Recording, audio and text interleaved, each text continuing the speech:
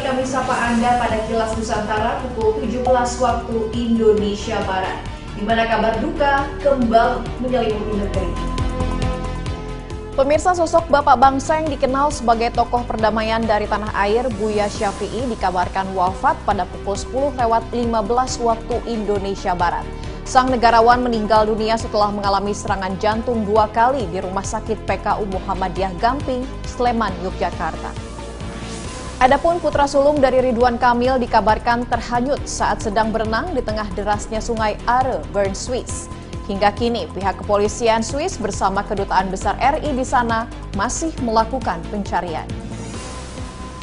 Dan kabar buruk terkait cuaca juga kami informasikan kepada Anda karena berdasarkan data dari BMKG Satuan Maliku Saleh, telah terjadi peningkatan suhu mencapai 34 derajat Celcius selama bulan Mei hingga bulan Juni. Hal ini sedianya sebagai bentuk antisipatif kepada masyarakat untuk tidak membuka lahan dengan membakar hutan dan jagalah imunitas tubuh agar mampu bertahan di tengah panas ekstrim. Berikut rangkaian berita selengkapnya.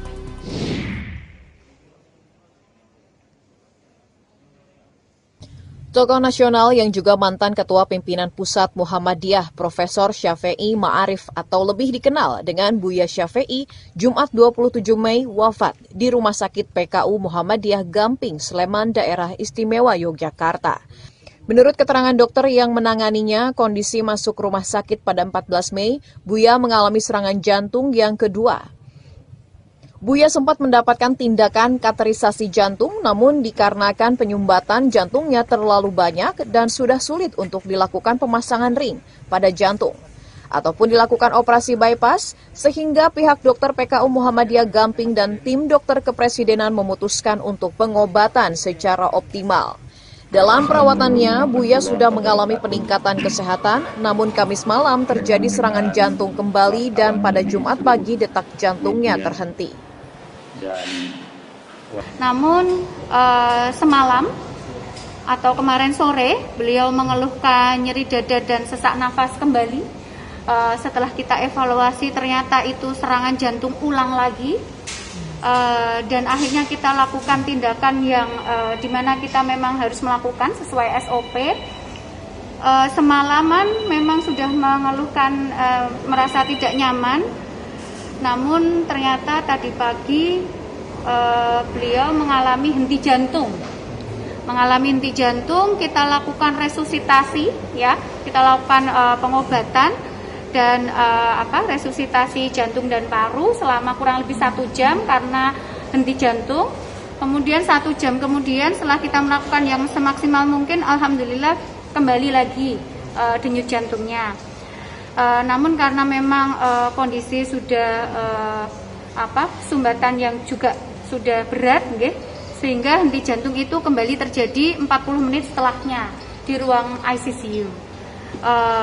Pertolongan kembali kita lakukan, resusitasi kembali kita lakukan, namun pertolongan yang terakhir ini tidak dapat mengembalikan seperti yang awal, sehingga kami nyatakan meninggal dunia. Buya Syafi'i Ma'arif menghembuskan nafas terakhir pada pukul 10:15 waktu Indonesia Barat dalam usia 87 tahun.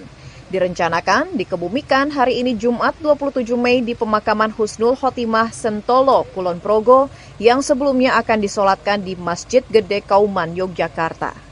Dari Sleman, Daerah Istimewa Yogyakarta, Imam Prasetyo, Kantor Berita Antara mewartakan.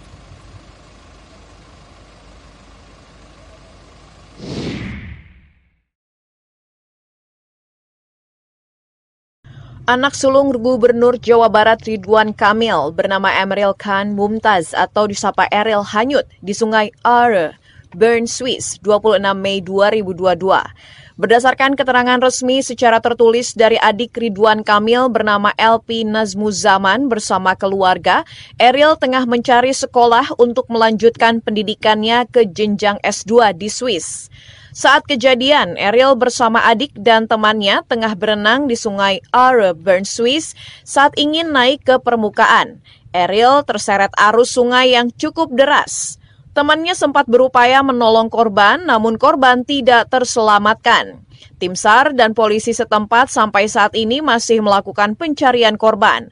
Selama 6 jam 23 menit sejak rilis ini dikeluarkan, petugas setempat belum menemukan korban.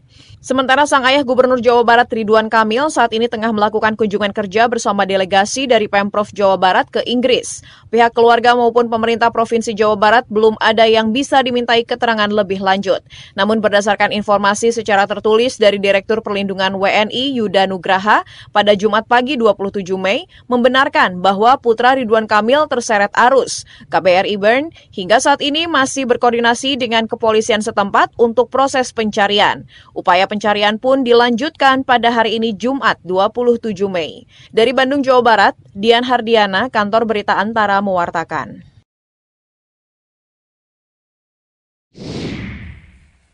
Memasuki musim kemarau panjang, kondisi cuaca di Lok Semawe dan Aceh Utara terjadi peningkatan suhu panas, bahkan kondisi panas terjadi hingga malam hari.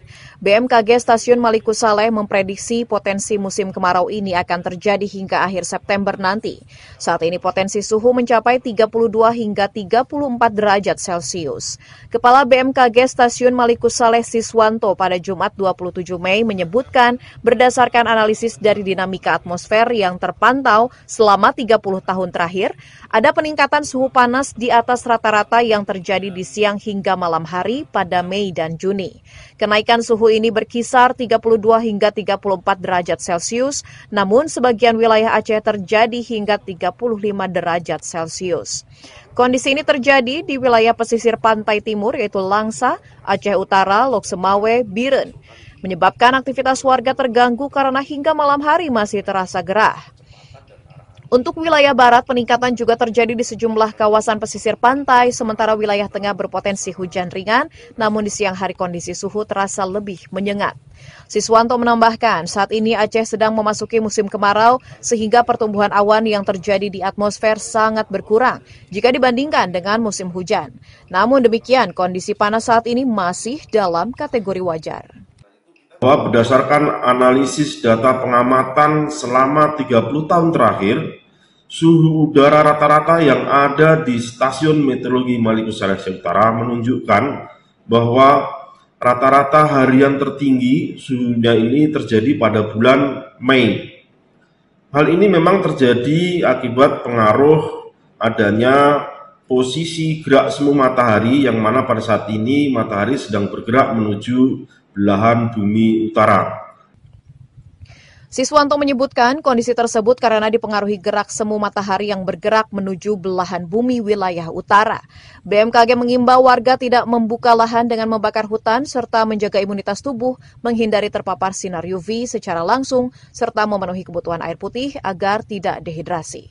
Dari Aceh Utara Aceh, Trifani, Kantor Berita Antara mewartakan.